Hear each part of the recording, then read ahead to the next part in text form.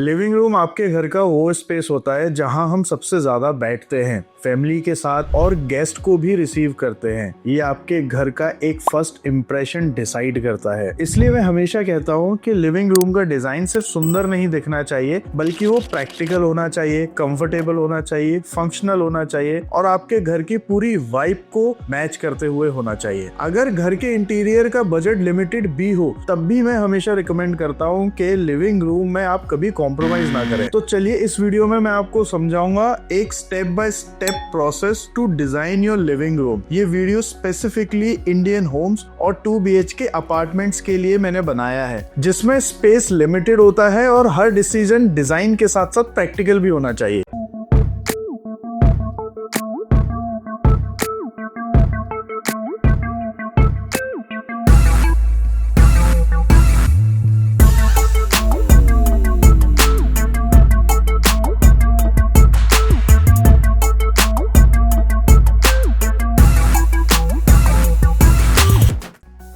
सबसे पहले और सबसे इम्पोर्टेंट स्टेप होता है functional planning of living room. हमें सबसे पहले ये डिसाइड करना होगा कि आपका लिविंग रूम सिर्फ गेस्ट के लिए है या फैमिली गैदरिंग के लिए भी है, क्योंकि ये सवाल बहुत जरूरी है। डिजाइन शुरू करने से पहले इनकी क्लैरिटी लेना बहुत जरूरी है हमारे लिए। इंडियन फ्लैट्स में मैक्सिमम केसेस में लिविंग रूम का इस्तेमाल formal living and family gathering दोनों के लिए ही होता है। ऐसे केसेस में आपको अपने लिविंग रूम को मल्टी फंक्शनल और प्रैक्टिकल बनाना है, ना कि ओवरली डेकोरेटेड।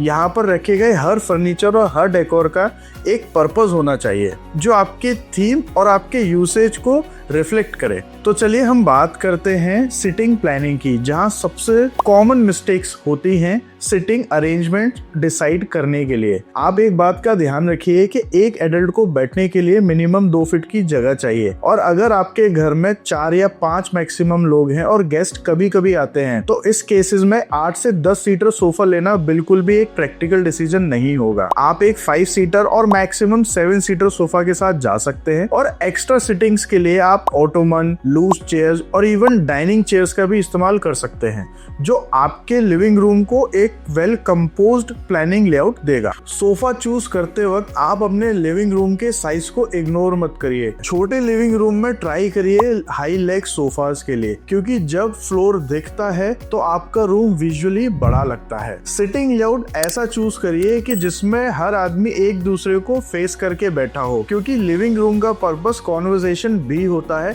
सिर्फ टीवी देखना नहीं। और अगर आपको जानना है कि आपको कौन सा सोफा सेलेक्ट करना चाहिए, तो हमने पहले इस पर एक वीडियो बनाया हुआ है, आप जाके उसे चेकआउट कर सकते हैं। सेंटर टेबल और टीवी यूनिट भी इसी सीटिंग प्लानिंग का ही पार्ट है। अगर आपने सेंटर टेबल बहुत बड़ा ले लिया तो मूवमेंट स्पेस कम हो जाएगा, और अगर सेंटर टेबल बहुत छोटा ले लिया तो उसका प्रैक्टिकल यूज नहीं रहेगा। इसलिए आजकल नेस्टेड सेंटर टेबल का चलन है, जो जरूरत के हिसाब से आपको स्पेस दे देते हैं यूटिलाइजेशन करने के लिए। और वहीं पर टीवी यूनिट का प्लेसमेंट भी आइडियल होना चाहिए। इन केसेस में आप टीवी यूनिट की हाइट 36 इंचेस से लेके 42 इंचेस तक रख सकते हैं फ्रॉम फिनिश्ड फ्लोर लेवल। ये आपको एक आइडियल सिटिंग पोजीशन में टीवी का व्यू देता है। और आपको इलेक्ट्रिकल प्लानिंग भी पहले से ही करनी होगी अगर आप म्यूजिक सिस्टम और गेमिंग कंसोल्स प्लान करते हैं तो। अब आते हैं सीलिंग और लाइटिंग पर, जो इवेंचुअली लिविंग रूम का मूड डिसाइड करता है। मैं पर्सनली लिविंग रूम्स में हेवी सीलिंग कभी रिकमेंड नहीं करता, स्पेसिफिकली फ्लैट्स के अंदर जहाँ हाइट कम होती है, क्योंकि सिंपल सीलिंग के साथ अच्छी लाइटिंग ज्यादा एलिगेंट लगती है। और लाइटिंग मैं हमेशा लेयर्ड में प्रेफर करता हूँ, जिसमें पहली लेयर लाइटिंग की हमेशा ब्राइटनेस के लिए होती है, दूसरा मूड और एम्बियंट क्रिएट करने के लिए होती है, और तीसरी for task and for accent purposes. जैसा कि मैं हमेशा रिकमेंड करता हूँ, वार्म लाइट एम्बियंस और एक्सपीरियंस के लिए बेहतर होती है, और वहीं पर फंक्शनल एरियाज के लिए आप व्हाइट कलर लाइट चूज कर सकते हैं। अब बात करते हैं कलर सिलेक्शन की, जिसमें मैं हमेशा 60-30-10 रूल फॉलो करता हूं, जिसमें 60% प्राइमरी कलर्स जो आपके वॉल के कलर्स और आपकी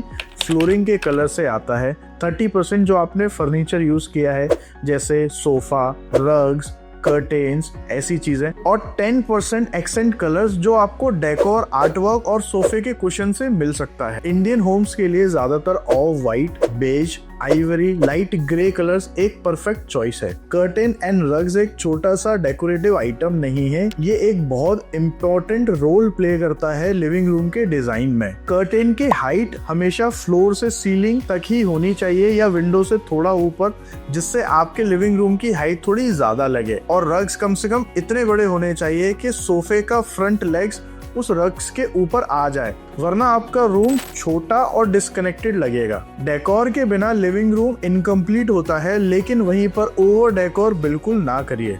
अब बात करते हैं लिविंग रूम की कॉस्ट की। ये बात हमारे लिए जानना बहुत जरूरी है कि लिविंग रूम के इंटीरियर्स का कोई आइडियल प्राइसिंग और बैंड नहीं होता।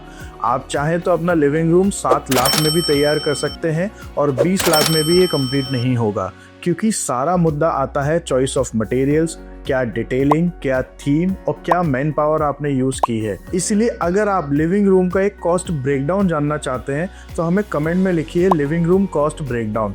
मैं आपको एक डेडिकेटेड वीडियो बना के दूंगा जिसमें हम सिर्फ लिविंग रूम के कॉस्ट ब्रेकडाउन के बारे में बात करेंगे। अगर आपको इस वीडियो से थोड़ा भी वैल्यू मिला हो तो हमें सब्सक्राइब करिए और इस वीडियो को ज़्यादा से ज़्यादा शेयर करिए। मैं मिलता हूँ आपसे नेक्स्ट वीडियो में एक और नए इंटीरियर डिज़ाइन टॉपिक के साथ।